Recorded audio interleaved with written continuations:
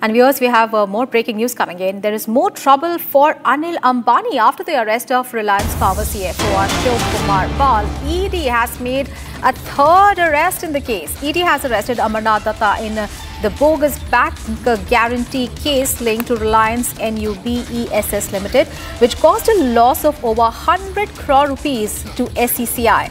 Now, this marks the third arrest after Ashok Pal and Partha Sarthi Biswal.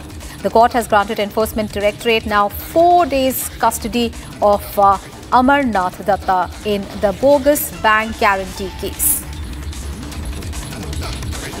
All right, so this is more trouble for Anil Ambani, and that is after the arrest of Reliance Power CFO Ashok Kumar Pal. The Enforcement Directorate has now made a third arrest in the case, and Amarnath Datta now has been arrested in the bogus bank guarantee case linked to Reliance NUBESS Limited, which caused a loss of over 100 crore rupees to SECI. Let's get all the updates. Our senior editor Shravan Sen is now joining us on the phone line. Very good morning, Shravan. What more can you tell us? There is more trouble for Anil Ambani now. Amarnath Datta, this is the third arrest made by Enforcement Directorate in the case. Well, in fact, there are multiple cases where Anil Ambani has been embroiled in. Now, what we were essentially talking about all these days was with regards to the loan fraud scam in which Anil Ambani has been probed by the Enforcement Directorate. Apart from that, remember, there is also a FEMA case in which he has been registered. In fact, this was with regards to a contract that was received by Reliance Infrastructure, which was thereafter subcontracted, and siphoning of funds have taken place.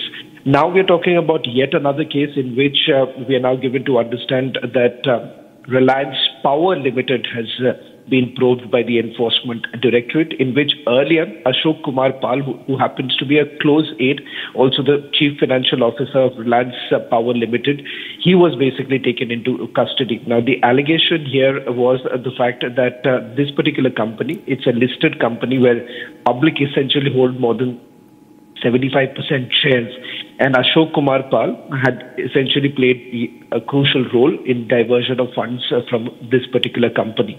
In fact, the board resolution had given him full powers to carry out, the finalization, approval, as well as executing all documents for the SECI's a particular tender that was given. In fact, in this particular case, there was fake guarantees that were given. In fact, some of the close officials of Reliance Power at that point in time had given a bogus bank guarantee of roughly about 68 crore rupees to SECI, which again is a clear intention to cheat a PSU. Now, it turns out in that very particular case, there has been yet another arrest that has been made by the Enforcement Directorate, and this time it is one Amarnath Datta. This is in the bank guarantee case. It is again related to Reliance NUBESS Limited. And here, what the Enforcement Directorate suspects is that you've essentially had the bank being cheated, the PSU being cheated, and here, from the investigation that has been carried out so far, they have essentially come across fake bank guarantees, fake invoices, and yet another intention of diversion of funds. Right. Shravan, the company had earlier said that Anil Ambani was not on the board of Reliance Power Limited for the past 3.5 years, not connected with this matter in any way. But now, with this fresh arrest, has the company issued any statement?